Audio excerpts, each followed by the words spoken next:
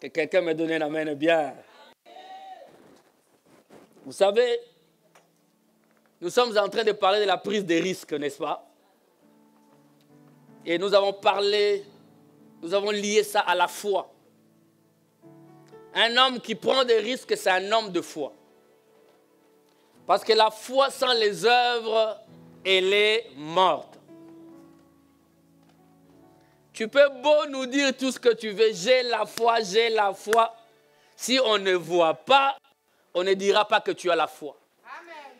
La foi n'est pas dans la parole, la foi est dans les œuvres. Alléluia. Tu peux nous donner toutes les révélations du monde concernant la parole. Mais si on ne voit pas, la foi, c'est vraiment mes yeux ont vu. La foi est du domaine dans lequel tu pourras dire, j'avais entendu, mais maintenant mes yeux ont vu. Alléluia. Soyez comme ça dans la vie. Affrontez la vie avec la foi. Amen. Tu ne peux pas avoir la foi et que devant toi il y a la mer rouge, tu ne passes pas. Prends le risque d'avancer. Est-ce que je parle à quelqu'un ici? J'ai envie de prier aujourd'hui. Prends le risque d'avancer. Ne prends pas le risque. Un chrétien n'est pas une poule mouillée. Oh, donnez-moi un amen bien.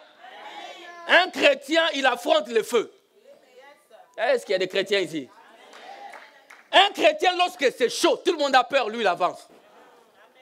Hein? Ne deviens jamais ce que le monde, ce que les princes de ce monde veulent que tu deviennes. Je ne sais pas si tu m'as compris. Ne deviens pas ce que ce monde veut que tu deviennes. Parce que ce monde est en train de nous formater tous pour que nous agissions tous de la même manière. Mais un chrétien, c'est celui qui défie ce que les princes de ce monde lui disent de faire. Et lui, c'est là pour accomplir la parole de Dieu. Amen. Fais ce que Dieu t'a dit de faire. Ne fais pas ce que le monde te dit de faire. Je parle à un enfant de Dieu. Nous sommes appelés à prendre les risques. Pour manifester Dieu dans ce monde, prenons les risques. Alléluia. Nous avons vu également avec vous, on est parti par rapport à la foi en expliquant ces choses en disant, tu n'auras rien, même avec Dieu lui-même, si tu ne passes pas à l'action. Amen. C'est pourquoi beaucoup de chrétiens sont là depuis que j'ai pris. Mais depuis que tu pries en question, qu'est-ce que tu as fait? Alléluia. Qu'as-tu fait? Parce que Dieu se trouve dans l'action. Dieu lui-même, j'avais dit le dimanche passé, il a dit, la Bible dit, Dieu a tant aimé le monde, il a donné. Quand il a aimé, il est passé à l'action. Tu ne peux pas dire à quelqu'un que tu l'aimes. Tu dis à ton papa que tu l'aimes, mais tu es millionnaire, tu n'as jamais envoyé quelque chose à ton papa. Oh, j'aime beaucoup ma maman, elle m'a porté 9 mois dans le ventre. Ta maman, quand elle regarde sa garde-robe, il n'y a aucun cadeau de ta part. Comment toi tu as 18 ans, ta maman n'a pas de cadeau de toi. Même si tu ne travailles pas, tu as 18 ans. Job étudiant. Comment tu peux jobber, tu termines, tu viens bénir ton pasteur et non pas tes parents. Bénis aussi tes parents, bénis aussi ton pasteur. Je ne sais pas pourquoi je suis allé là-bas. Mais j'ai compris que ça fait du bien à quelqu'un. En plus, les jobs vont commencer. Si tu m'amènes quelque chose, je vais aussi te poser la question. Est-ce que tu as aussi donné? Il y a un enfant de l'église ici, un de mes enfants ici. Il est passé, il commence à gagner quelque chose. Amen. C'est un jeune. Sa maman lui a dit, mais tu dois commencer maintenant à verser la dîme à l'église. Il m'a appelé, maman a dit. Je lui ai dit, sois calme, viens d'abord au bureau. Je l'ai appelé au bureau, je lui ai demandé, tu gagnes comment? C'est comment? Qu'est-ce que tu fais? Il m'a expliqué. Alors je lui dis, Non, je ferme la parenthèse. C'était juste pour vous dire, amen. Amen, hein? Pour vous dire, pensez aussi à faire du bien si tu dis que tu aimes quelqu'un. Un chrétien passe à l'action. Toi, depuis que tu as 18 ans aujourd'hui, mais ta maman n'a que des cadeaux de dessin de l'école primaire. Moi, j'en ai plein. Bon, l'aîné vient d'avoir 13 ans, c'est normal. Il y a des parents ici. Les parents disent, pasteur, vas-y. Amen. Je voulais simplement te dire, quand tu aimes, tu passes à l'action. Quand tu crois en Dieu, Dieu attend à ce que tu passes en action. Dieu n'attend pas que tu dises, je crois en toi en croisant les bras. Il est impossible, alléluia, impossible d'avoir quelque chose de la part de Dieu si tu ne passes pas à l'action. L'homme a toujours sa part dans ce que Dieu a dit. Alléluia. Alléluia. J'aimerais juste aborder 4 points aujourd'hui. Pourquoi nous n'arrivons pas à prendre les risques? J'avais défini les risques, on avait sorti 2 éléments importants dans la définition du risque. Il y avait l'échec et la réussite. Quelqu'un qui prend les risques, ça peut arriver qu'il échoue. N'est-ce pas? C'est-à-dire que le malheur peut t'atteindre souvent. Mais tu auras au finish la victoire toujours. Parce que tu es conduit selon les promesses de Dieu. Alléluia.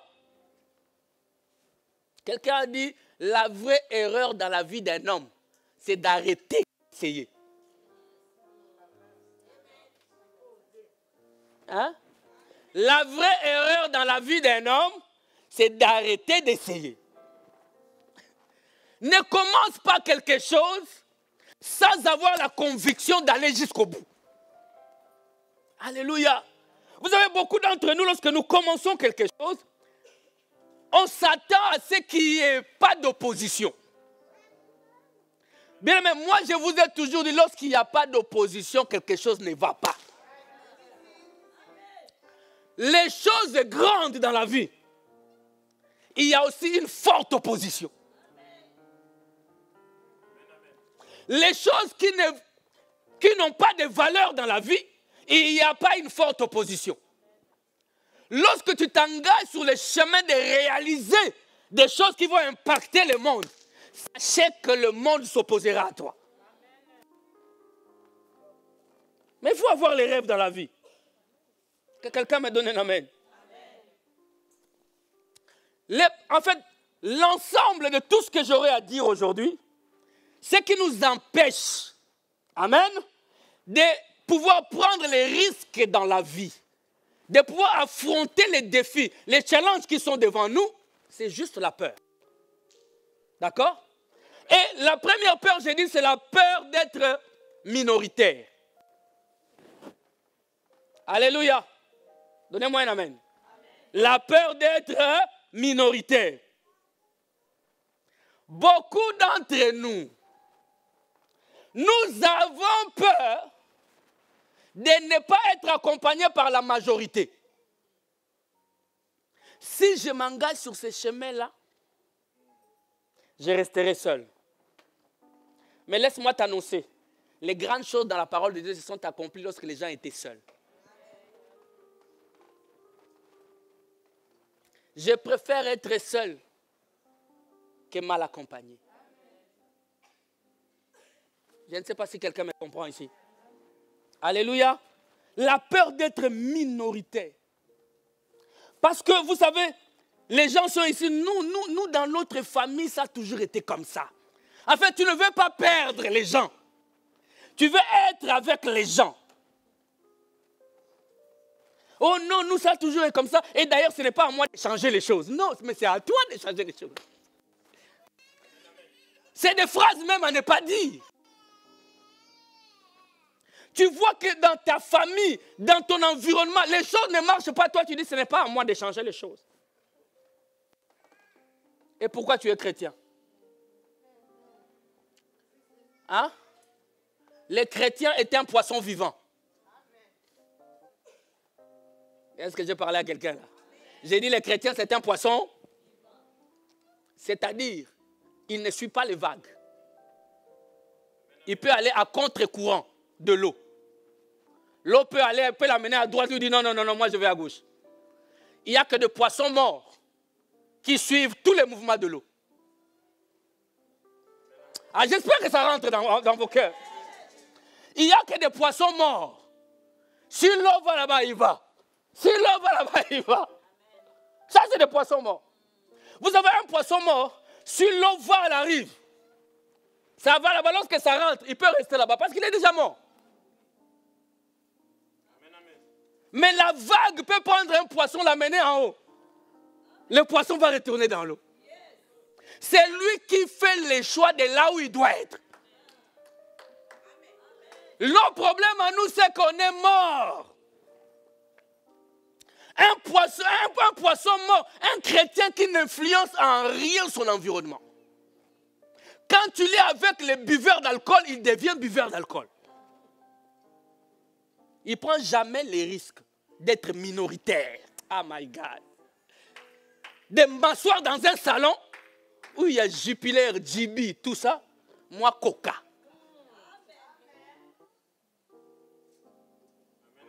Je t'assure que dans un salon comme ça, quand un homme comme moi, intelligent, comme toi, intelligent, un homme avisé, quand il rentre, il voit tout le monde alcool, il voit Coca, il va s'intéresser à toi.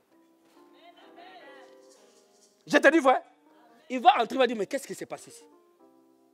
Pourquoi lui, il est différent? Alléluia. N'est-ce pas que toi-même, tu rentres, il y a des familles où quand tu rentres, tu vois les enfants sont en train de lire.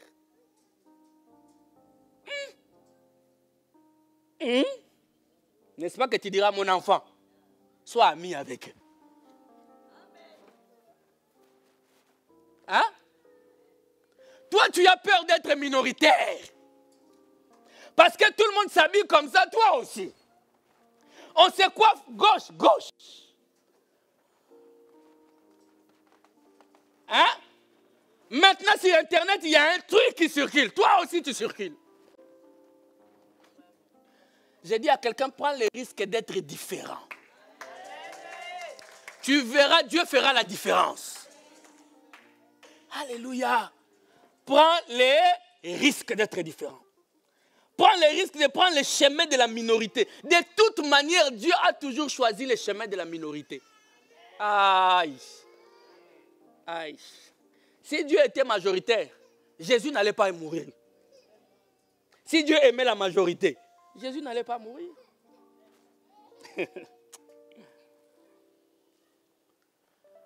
Acceptez comme les disciples. Mais vous savez, Jésus est venu accomplissant des miracles partout. Jésus avait une centaine de disciples. Alléluia. Vous savez, si Jésus aimait la majorité, il allait continuer à multiplier les pains, à faire les miracles parce qu'il a besoin des gens. Mais Jésus ne voulait pas la majorité. Il a dit, vous me suivez, je sais. Il y en a ici qui me suivent pour du pain. Il y en a ici qui me suivent parce qu'ils sont malades. Il y en a ici qui me suivent parce qu'ils ont soif. Il y en a ici parce qu'ils ont le cœur blessé. Mais ils ne m'aiment pas. C'est-à-dire qu'ils n'aiment pas la parole de Dieu. Alors il a dit, je vais vous passer par les tests. Dis à quelqu'un les tests. Vous savez, les tests, c'est quoi ici? Je peux me mettre les balles, je bombarde le truc. Toi-même, tu dis, ça c'est quoi ces églises ici? Ton cœur là, il prêche, qu'est-ce qu'il croit? C'était juste un test. Dieu, vous savez, Dieu ne peut pas te laisser à côté des grandes personnes si tu ne le mérites pas. Jamais. Des fois, les gens me rejettent. C'est parce que tu ne mérites pas ces gens-là. Ce n'est pas eux le problème, c'est toi le problème. Ça commence à faire mal. Jésus regarde tous ses disciples, leur dit, c'est lui qui ne mangera pas ma chair ne boira pas mon sang, n'est pas digne de moi. Hein? S'il voulait la majorité, il n'allait pas dire des paroles comme ça. Il les regarde, après avoir leur donné du pain, ils étaient dans la joie, il dit, bah, maintenant je saurai qui est qui. Bien, mais dans ta vie, fais passer ceux qui doivent avancer avec toi des tests. Abraham est passé par les tests.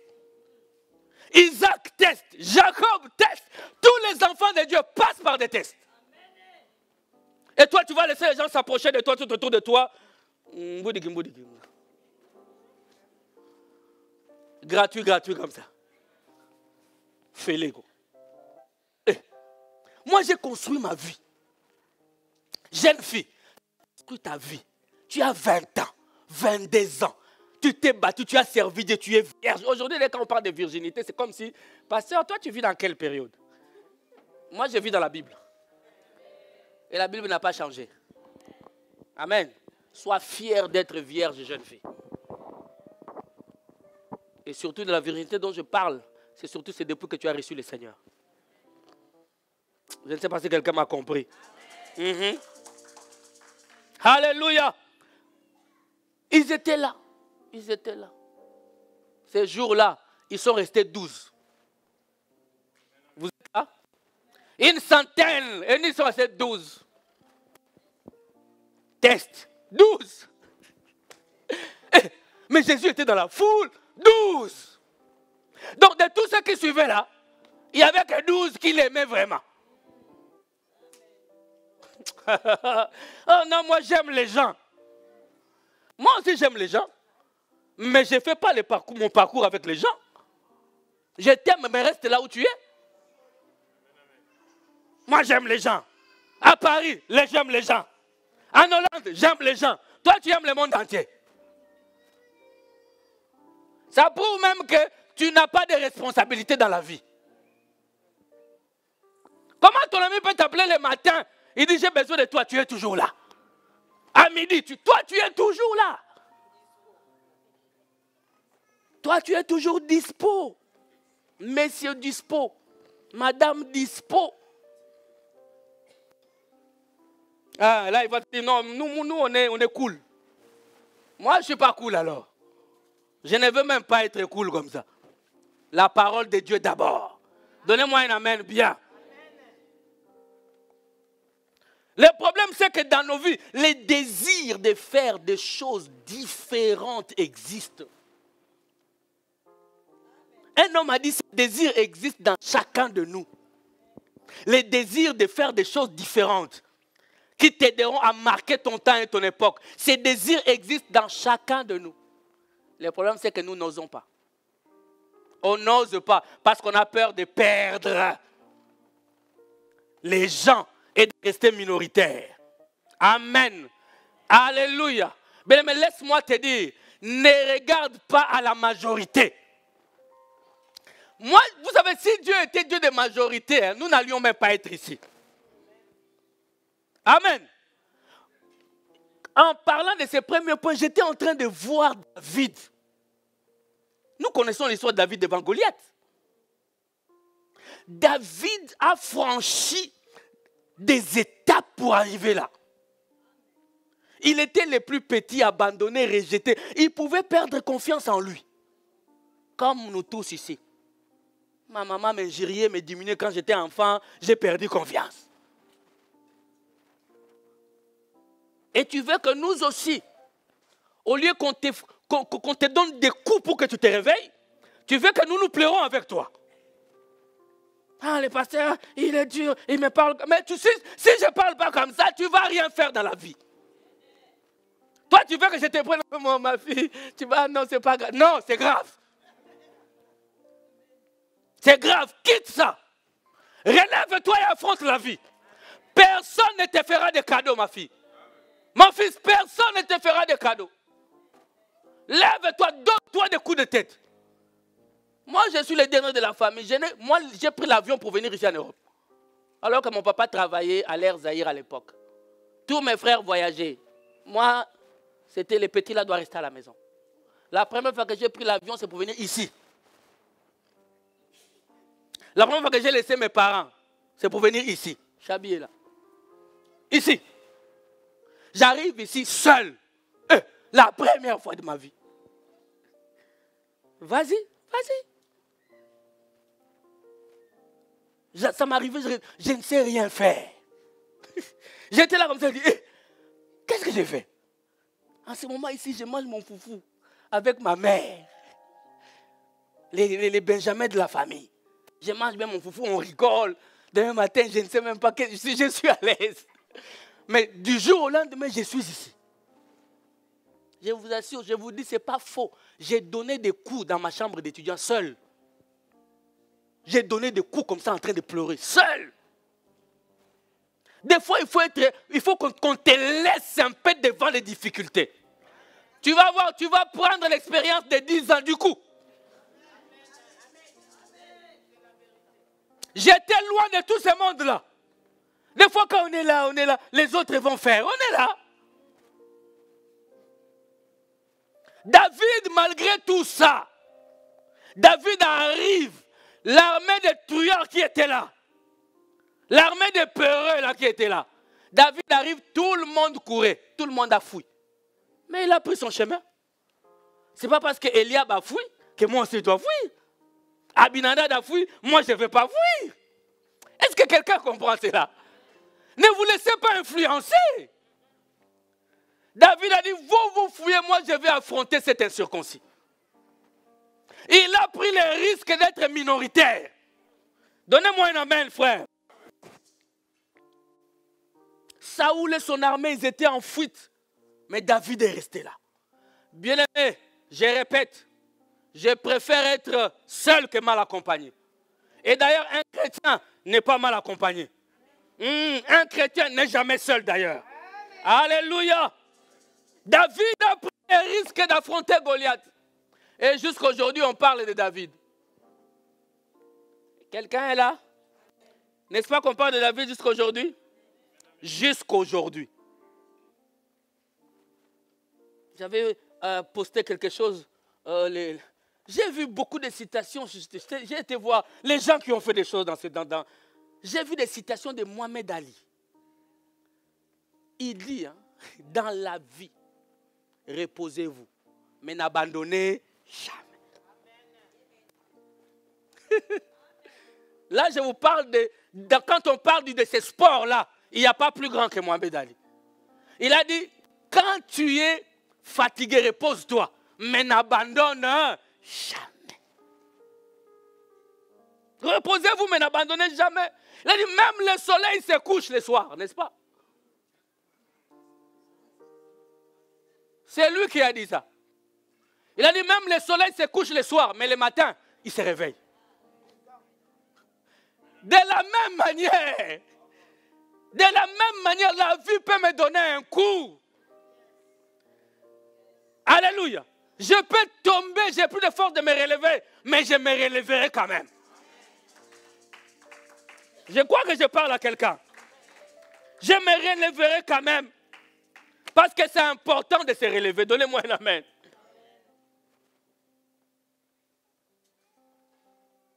Ça m'a beaucoup instruit. J'ai dit, mais ce n'est pas possible. Ces gens ont fait des choses extraordinaires, ce n'est pas en vain. Alléluia. Amen. J'ai noté une autre citation, il dit ceci. Écoutez bien, mes frères et sœurs, ça peut vous aider. Il dit, ce qui compte dans les rings. Je vous ai toujours dit que la vie, c'est un ring de boxe. C'est pourquoi j'ai été voir ça. Je vous ai dit, la vie, c'est un ring. Du moment où tu es né, d'abord, tu es né en pleurant. Tu es venu au monde dès que tu sors. Dès que tu dis, dégâts. Dès que tu sors du ventre de ta mère, tu cries déjà. Donc tu te dis déjà qu'ici, là, même les bébés annoncent déjà les couleurs.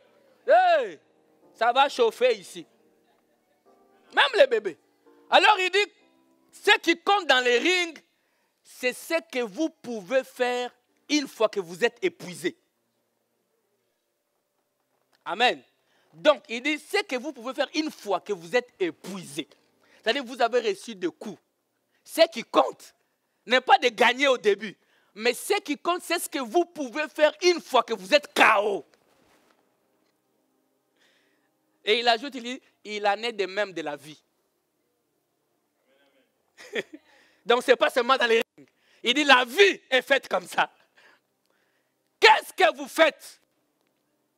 Il y a une gamine de 13 ans, j'ai suivi en France. Il s'est suicidé. Parce que harcèlement à l'école. Mais relevons nos enfants, regardons nos enfants en face. Regarde ton mari, relève ton mari. Regarde ta femme, relève-la. Quand ça ne va pas, mais encourageons-nous mutuellement. Ce n'est pas en vain que nous sommes ensemble. Ton mari est KO, toi tu t'en fous. Tu continues tes maquillages, tes Facebook. Quand on dit Facebook, mes enfants disent ça c'est pour les vieux. Amen. Mais non, Dieu ne peut pas vous mettre ensemble pour rien. C'est pour quand l'autre est KO, toi tu es la main qui va les relever. Ah. Invitez, ou alors vous êtes là par hasard. Mais le hasard n'est pas dans le vocabulaire divin. Fiancé, marié, futur marié, marchez la main dans la main en vous soutenant. C'est alors que vous serez une grande, bonne et merveilleuse entreprise. Je ne sais pas si je parlais à quelqu'un. Alléluia. N'hésite pas. Goliath, David, quand il arrive, la Bible dit que Goliath a regardé David comme un débutant. Il a regardé, il a dit, mais regarde-moi ce petit enfant. Vous m'envoyez un petit jeune homme comme ça avec un beau visage, mais je vais le massacrer. Alléluia. Quelqu'un a dit, même les plus grands, ils ont été aussi des débutants. Oh my God. Ça m'a fait du bien cette semaine, je vous assure. Il dit, même quand, mes enfants, même quand tu vois là, Tasha Cobbs, vous qui chantez là, Sandra Mouyi, je ne sais pas, tout ce que vous voyez là, ils ont été des débutants. On leur a appris, garde le souffle ici. On les a appris aussi ça. Ils ne sont pas sortis devant de leur maman, alléluia, dirait non. La vie, on l'affronte avec détermination. L'Église doit nous parler aussi de ces choses. Les jeunes, vous lâchez trop vite. Tu me harcèles à l'école. Ah, frère. Donc moi, je vais perdre ma vie parce que toi, tu me harcèles à l'école. Donc moi, je suis le maillon faible, quoi. Ah! Mais parlons à nos enfants. Dis-lui que tu es fort. Tu es forte. Tu sais, moi, quand mes enfants viennent avec un devoir, je sais que ce n'est pas sa matière vraiment forte. Mais quand il m'amène une moyenne, je lui dis toujours félicitations. Je lui dis, personne ne peut être fort dans toutes les matières. Personne. Personne. Alléluia. Des fois, c'est nous-mêmes qui enterrons nos enfants. La faiblesse de l'enfant n'a pas commencé à l'école, à la maison. Parce qu'elle est faible à la maison, à l'école, elle est faible. C'est pas vous savez, je crois que certains de vous regardent, parce que je ne prêche pas ce type de message souvent. Mais je veux que ça rentre. L'heure avance, frère. Je veux que ça... Goliath s'est approché de David, mais David, lui, il croyait que David était un petit enfant. Mais David avait un formateur, un meilleur formateur. Donnez-moi un amen bien. Alléluia. Vous savez, si vous ne prenez pas de risques, vous n'allez rien accomplir. J'ai dit bien, la peur d'être minoritaire, n'est-ce pas? Le deuxième point, la peur d'être différent. Parce que ça s'enchaîne de toute manière. Si tu acceptes la minorité, donc tu deviens différent. La peur d'être différent. Pourquoi as-tu peur? Quand tout le monde se coiffe d'une manière, toi tu te coiffes. Sois différent. Pourquoi as-tu peur? Hein? Donnez-nous un. Est-ce qu'on peut dire Amen, Amen bien là? Pourquoi tu peurs? Pourquoi? Pourquoi? Parce que le monde entier est dans les tatouages, toi aussi tu dois le faire. Pourquoi? Même si tu m'amènes ça avec Jésus en grand ici. Trouve-moi dans la Bible où Jésus a dit, mettez-moi sur le corps. Il a dit, mettez-moi dans le cœur.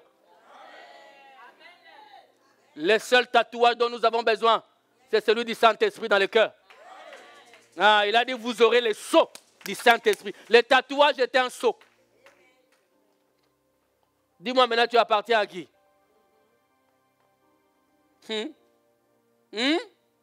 Hein? La société veut faire de chacun de nous les clowns de l'autre. La copie de l'autre. On doit tous s'habiller de la même manière, on doit tous se coiffer de la même manière, on doit tous, avec l'intelligence artificielle, on est tous là, on nous dit de faire ceci, on doit tous avoir des iPhones, tous des Apple, on doit tous. On a normalisé. C'est pourquoi en Afrique, dans la pauvreté du Congo là-bas, tu couches avec une fille parce que tu lui as donné un téléphone. Pour une photo. Ça fait bien les photos. C'est-à-dire tout le monde veut être là. Quand il marche, aujourd'hui on ne met plus le téléphone dans des sacs, dans des poches. Ça devient...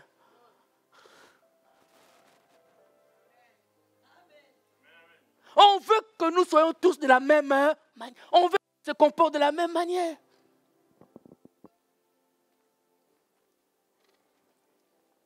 Est-ce que vous êtes d'accord avec moi? Parce que votre silence ne me rassure pas. Le monde veut uniformiser toutes les personnes sur la terre. On doit avoir le même langage. Et même dans l'église, ils ont les mêmes parlers à langue. Bizarrement, tous ceux qui chantent, c'est Raya, Shaka, Mama. Ils ont tous la même chose. Même les parler en langue. Et d'ailleurs, ma femme est là, elle vous dira, moi, quand ça commence à aller, j'ai dit, ma soeur chante, moi, je vais adorer. Parce que tu me sors de là. Amen. Non, je ne suis pas contre le parler en langue, vous savez. Moi, j'aime le parler en langue. Il y en a ici, ma femme me parle en langue, beaucoup ici parlent en langue. Ici.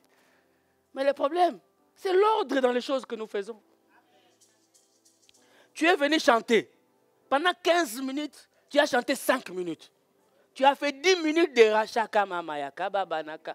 Ce n'est pas mauvais, mais ce n'est pas ça. On m'a envoyé une vidéo où la chorale chante en langue. Merci celle qui m'a envoyé. Et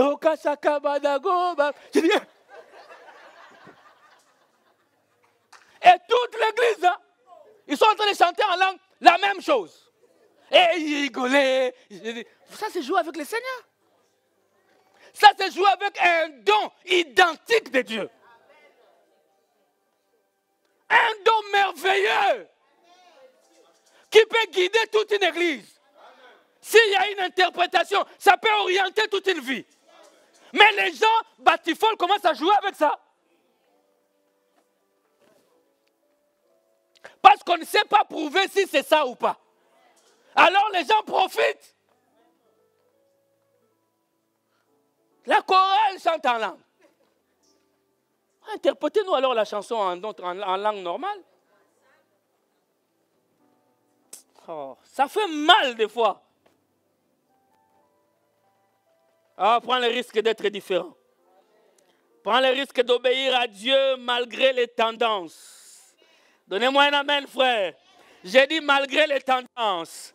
Prends le risque d'obéir à Dieu. Prends le risque de dire oui. Je vois que tout le monde commence à faire les nuits prophétiques. Moi, comme Dieu ne m'a pas appelé à ça, moi, je vais faire ce que Dieu m'a appelé à faire.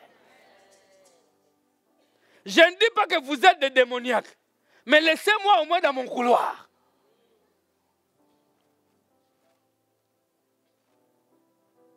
Est-ce que quelqu'un m'a compris? On est d'accord, n'est-ce pas? Prends le risque d'être différent. Prenons, je vais lire une écriture dans Daniel chapitre 1. J'aime beaucoup cette écriture. À partir du verset 6. N'aie pas peur d'être différent. Le Seigneur sera avec toi.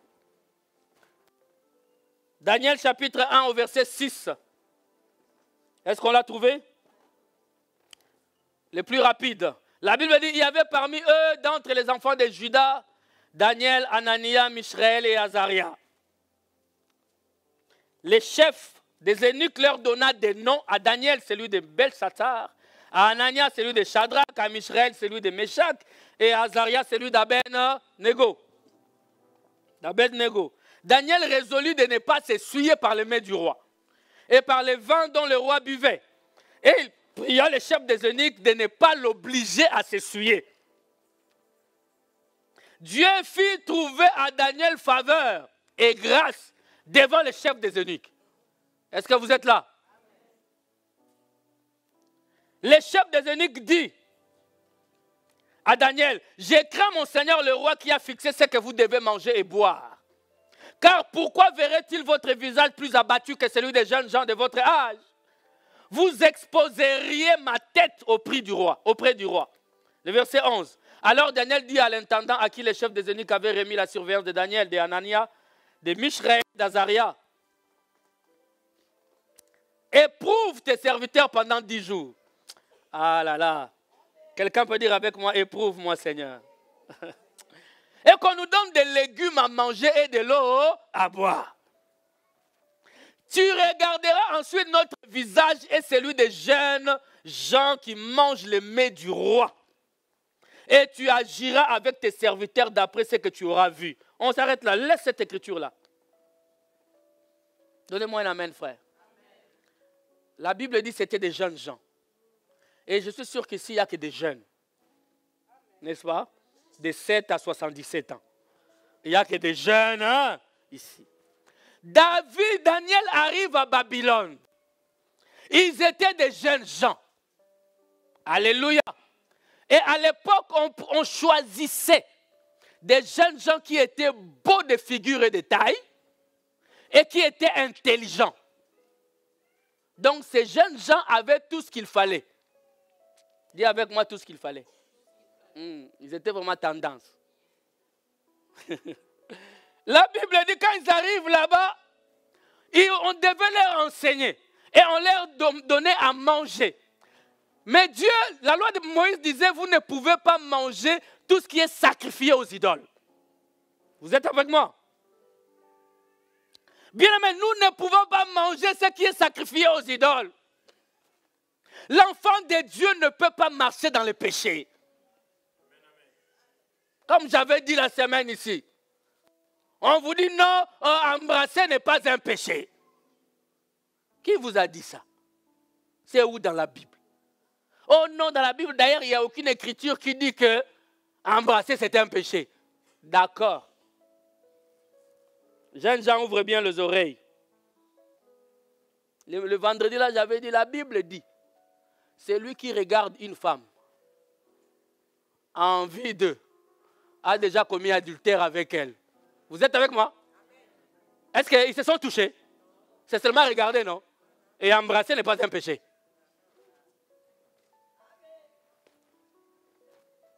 Hein? On lit la même Bible ou pas?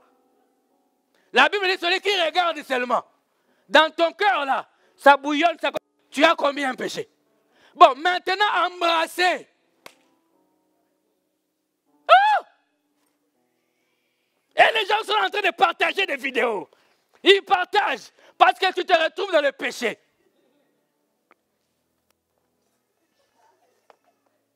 Donnez un amen en groupe.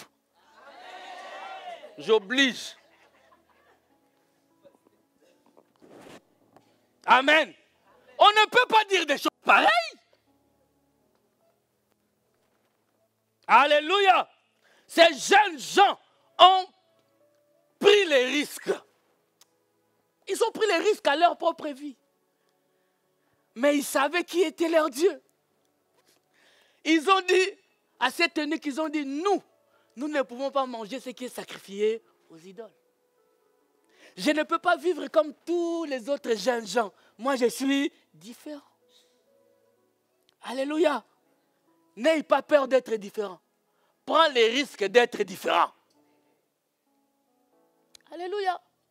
Si dans ton staff, on ne veut pas que tu intègres les staffs. Ah! Oh my God. Que le Seigneur nous aide. Que le Seigneur nous aide. Ces 4 jeunes gens ont dit, nous n'allons pas manger. Alors ils ont dit, donne-nous pendant 10 jours de l'eau et des légumes. Ils ont refusé de manger la viande. Amen. Mais toi, tu aimes tellement la viande. La viande, cette viande sacrifiée aux idoles, c'est l'image du péché. Cette viande sacrifiée aux idoles, c'est l'image du péché. C'est l'image de l'impudicité, de l'idolâtrie. Alléluia. Et Dieu leur dit, je serai de votre côté. Il a dit, donne-nous seulement 10 jours. Écoutez maintenant ce que je veux dire. Parce que souvent nous croyons que c'était 10 jours. Ils ont dit, donne-nous 10 jours. C'était pour rassurer l'eunuque du roi que nous ne serons pas, nous ne serons pas malades. Nous n'allons pas mourir. Nous n'allons pas maigrir. Mais tout au long de leur formation, ils continuent à manger de l'eau et des légumes. Et tout cela pour plaire à Dieu. Ils ont pris les risques. Après 10 jours, lorsque l'eunuque est venu, la Bible dit, de tous les jeunes gens, c'est eux qui étaient en bonne santé. J'aimerais t'annoncer une bonne nouvelle.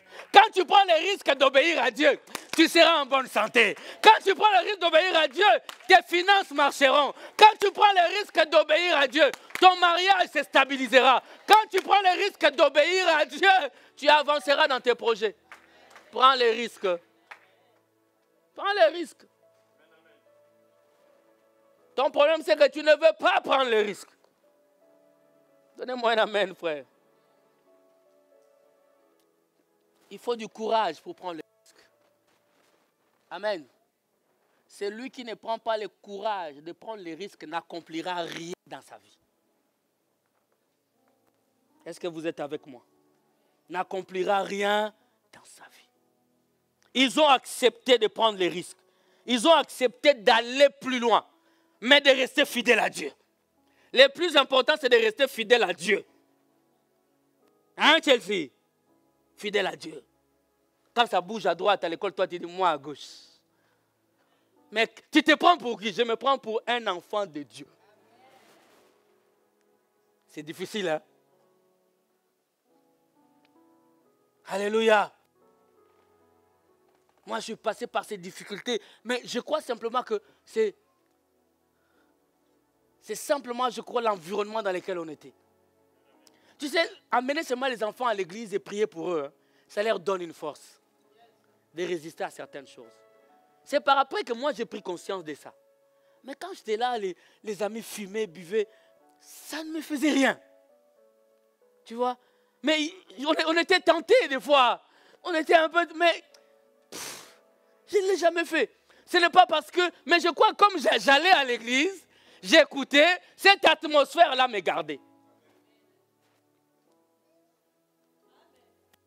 Amenez les enfants dans la présence de Dieu. On va aller. Alléluia.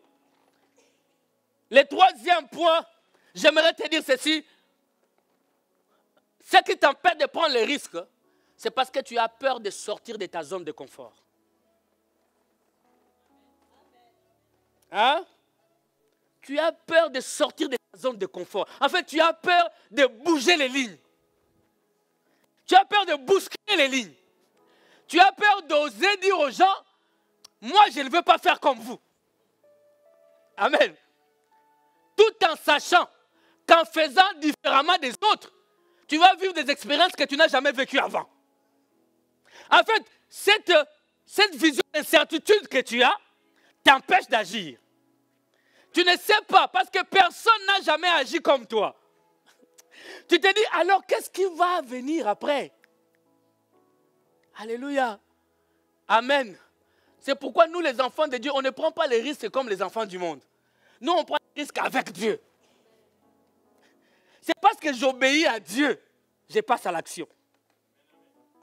Amen. Est-ce que tu es d'accord avec moi? Sortir de sa zone de confort. On a peur des fois du regard de l'autre. de ce qu'il va penser de moi si j'agis comme ça. Ok? D'accord?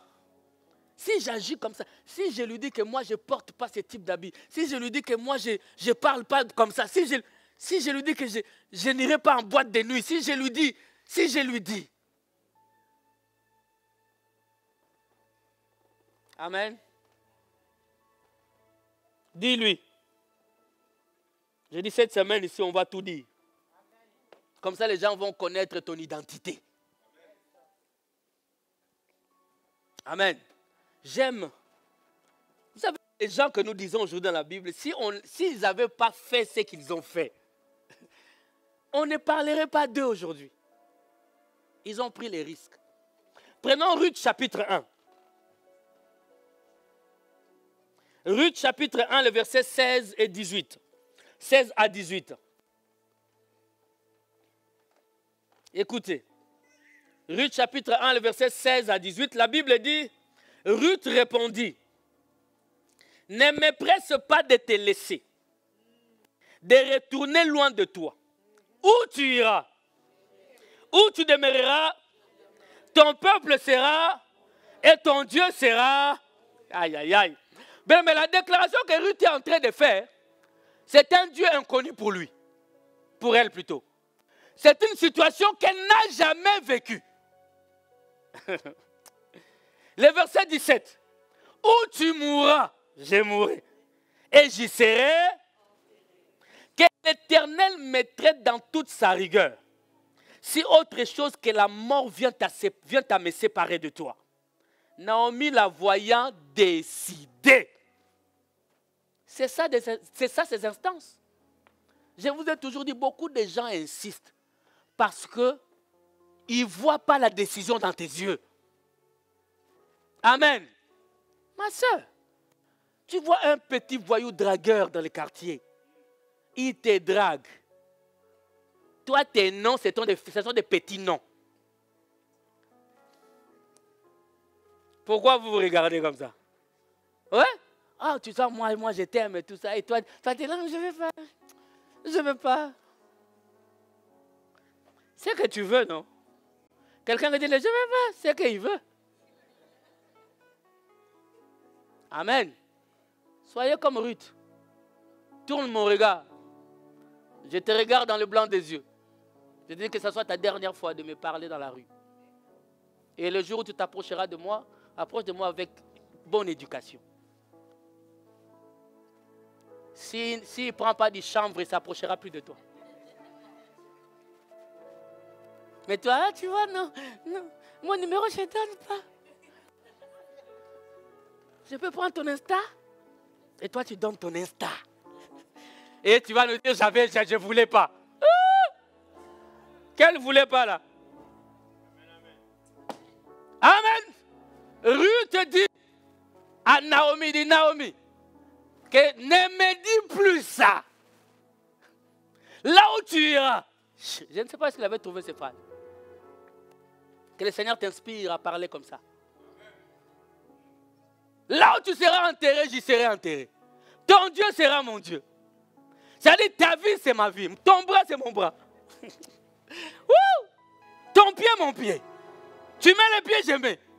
Toi et moi, jusqu'à la mort. Alléluia.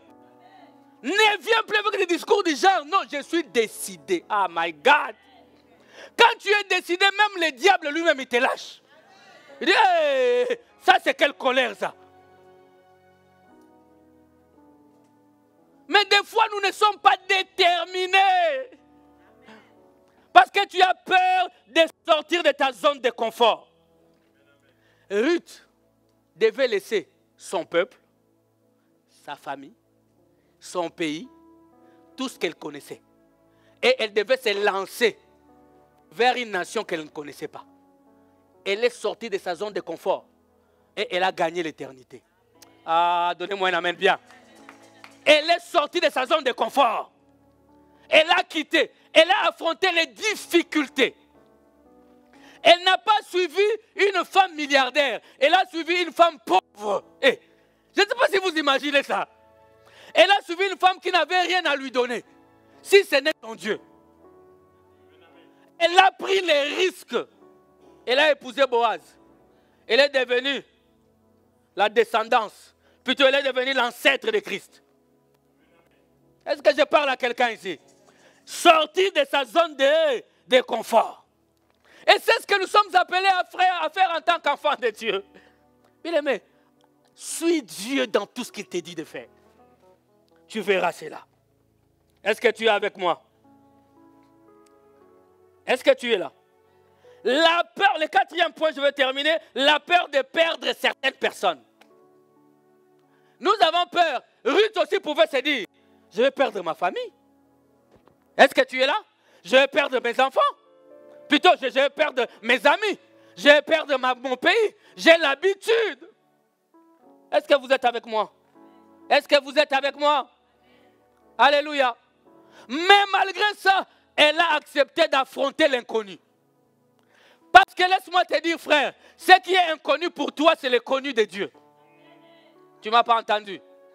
Je disais, ce qui est inconnu de toi, c'est le connu de Dieu. Là où toi tu veux aller, Dieu revient de là-bas. Alléluia. Ce que toi tu appelles le futur, c'est le passé de Dieu. Il sait comment les choses vont se dérouler. Comment ne pas nous confier à un Dieu comme ça? Parce qu'il connaît ce qui va arriver demain. Comme il connaît ce que je n'ai pas peur, parce que c'est lui qui a ma vie entre ses mains. La peur de perdre certaines personnes. Et surtout dans ce monde d'aujourd'hui, on est dans les connecting people. Connecting people. Tu vas te connecter même au diable à cause de vouloir les connexions. La vie, c'est les connexions. Hein? Mais tu veux te connecter à qui? C'est lui qui a Dieu là, tu ne veux pas sa connexion. Amen. Alléluia. Ruth a coupé toutes les connexions et il s'est connecté à qui? À Naomi qui n'avait rien. Mais elle avait Dieu. Hein? Alléluia. Elle a accepté de tout lâcher. Ma fille, ça moi c'est le genre de questions qu'on pose. Mais toi aussi, elle n'a même pas le papier. J'ai pris les risques. Hein, n'est-ce pas, maman? Tu as pris les risques, non? J'ai pris les... Elle n'a pas de papier, tu vois. Mais on prend les risques. Parce que cet homme-là a Dieu. Il y a des hommes Abraham. Il y a des hommes Isaac. Des hommes Jacob. Quand tu vois, ne laisse pas passer. Oh.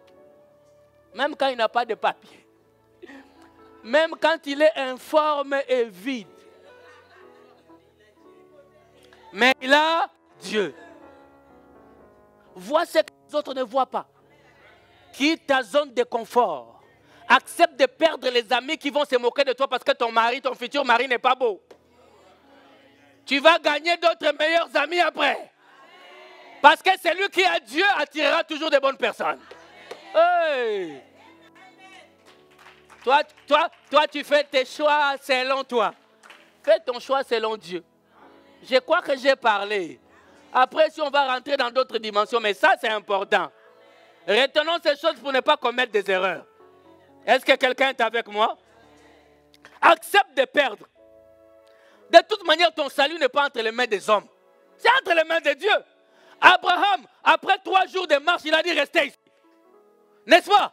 Il a dit à ses 3 serviteurs, restez ici, moi je vais monter. Avant de monter, laisse les autres en bas. Alléluia. Les disciples de Jésus, comme on a vu tout à l'heure, ils ont dit, hey, nous, on accepte de perdre tous les autres disciples, mais on reste avec Jésus. La mentalité de Ruth. Alléluia. Vous savez, la prise de risque, je vais terminer par 2 exemples. Amen. Alors, ouvrez bien les oreilles. Vous êtes là? La femme de Jacob, c'était qui? Et la femme d'Isaac? Rebecca, vous êtes là? Mais la prise de risque. Hein? Jacob avait qui comme frère? Ésaü. Ésaü va chasser. Le père demande à Ésaü, par moi, Ésaü, va chercher les gibiers, viens me préparer ça. Il va chercher. La maman avait entendu. C'est pourquoi je vous dis, Rebecca est l'image de l'église. L'église doit être révélée pour orienter le peuple de Dieu. Et dans l'église de Rebecca, il y avait son fils Jacob. Il dit, Jacob, viens. J'ai entendu ce que ton père a dit. Il a pris les risques. Jacob a pris les risques d'aller affronter son père avec sa voix de Jacob et les habits d'animaux pour faire semblant que c'était son frère. Sans que si ça ne passe pas comme il devait se passer, il allait être maudit. C'était la malédiction ou la bénédiction. Mais il a pris. Celui qui ne prend pas le risque restera tel quel. Alléluia. Restera comme ça. J'avais une citation ici que j'ai beaucoup aimée. Il dit, il vaut mieux essayer quelque chose de nouveau, d'échouer et d'en tirer un apprentissage, que de ne rien faire. Vous savez qui a dit ça? Les jeunes ici, Zuckerberg. Amen. Hein? Il a dit, il faut tenter de faire quelque chose qu'on n'a jamais fait. Si ça échoue, j'en tire un apprentissage. C'est-à-dire que je deviendrai plus fort après. Alléluia. Est-ce que vous êtes avec moi, frère? Je veux que vous compreniez. Rebecca et Jacob ont pris les risques. Et ils ont vu la main de Dieu. Et d'ailleurs, si on revient en arrière, Rebecca elle-même, Rebecca s'est mariée avec quelqu'un qu'elle n'a jamais vu. Ni en photo, ni en Facebook, ni en Instagram. Oh, vos mariages à l'ancienne mode là, tout en sabbat tout. Mais ce sont les mariages qui ont duré. Nos parents se sont mariés comment? Non, moi j'ai vu pour mon fils. Et les mariages là, on fait jusqu'à la mort. Vos mariages d'Instagram ici là. On est en train de vivre quoi? De vivre quoi? On t'appelle ma soeur, on te présente quelqu'un, on va présenter les gens là. C'est comme si on... Ah! Ah! Nos parents se sont mariés comme ça. Et ça a marché. Rebecca. On appelle Rebecca par ses parents. Rebecca ne connaissait pas Eliezer. S'il était escroc, Rebecca a pris les risques. Rebecca, moi je viens d'un autre pays. Il y a quelqu'un qui m'a envoyé pour prendre ici une femme. Je ne sais pas si les filles d'aujourd'hui allaient accepter. Je ne le vois même pas. Même celle qui va parler Rachel Kakabaya. Même prophétesse internationale. Une fille comme ça aujourd'hui, on vient, il y a quelqu'un qui a besoin de toi, qui veut t'épouser. La Bible dit Rebecca était belle. Et sa famille ne manquait de rien. On veut l'épouser.